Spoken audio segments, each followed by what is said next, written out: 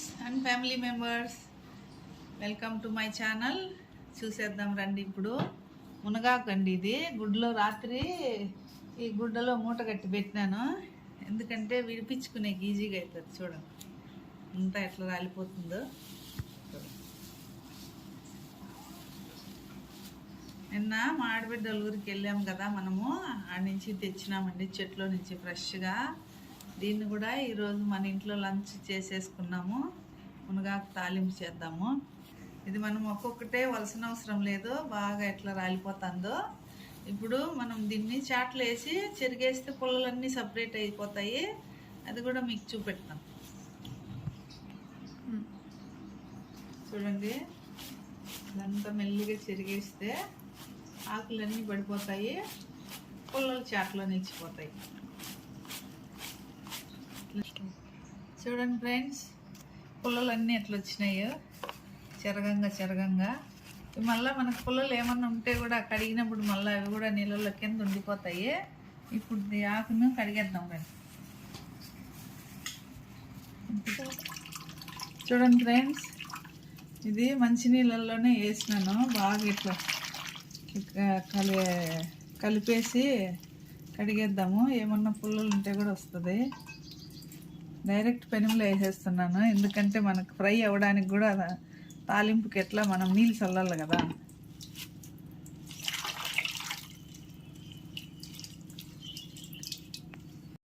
చూడండి, పుల్లలు కూడా ఇంకా ఉన్నాయి.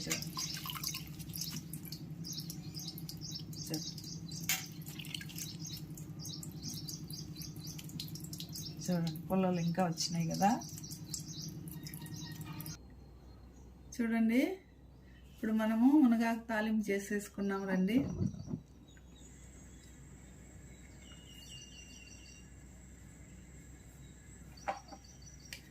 కొంచెం తడిగానే ఉంది, బాగా కడిగినాం కదా.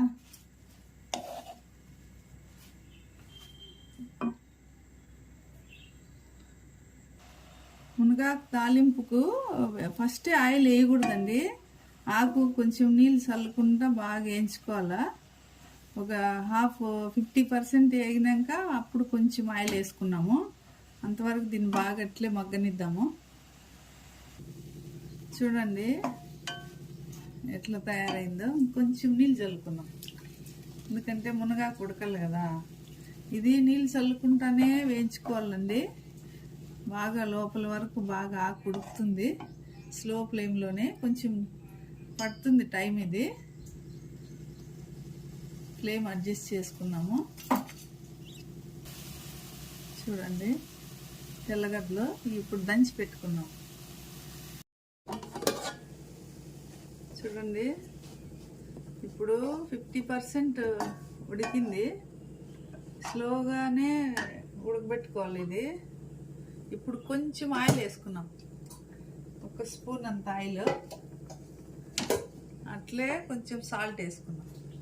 ఈ ఆకు తాలింపుకు సాల్ట్ ఎక్కువ పట్టదు, ఎందుకంటే మునగాకు ఆల్రెడీ కొంచెం ఉప్పుగానే ఉంటుంది. చూడండి, 1/2 స్పూన్ చాలు. ఇది మళ్ళా కొంచెంసేపు ఫ్రై అవనిద్దాం.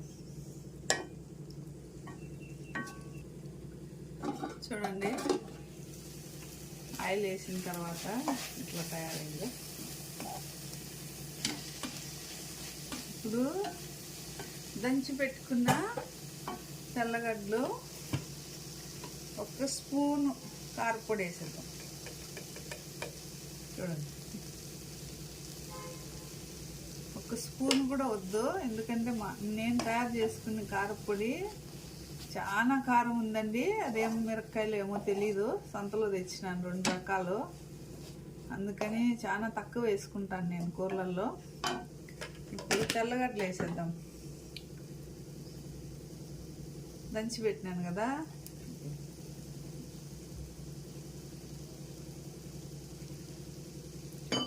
ఇదంతా బాగా కలిపి మళ్ళీ మూత పెట్టేద్దాం. ఇంకొంచేపు ఇవన్నీ మగ్గని. చూడండి, మళ్ళీ మనం వేసుకునే తెల్లగడ్డలు, కారపొడి, ఉప్పు బాగా పట్టింది.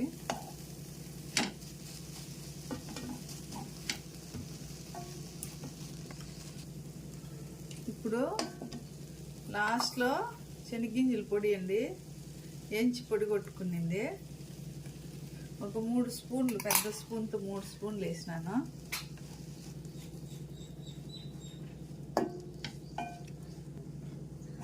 చూడండి ఫ్రెండ్స్, వేడి వేడిగా మునగాకు తాలింపు, మునగాకు ఫ్రై రెడీ అయిపోయింది. Thank you for watching my channel.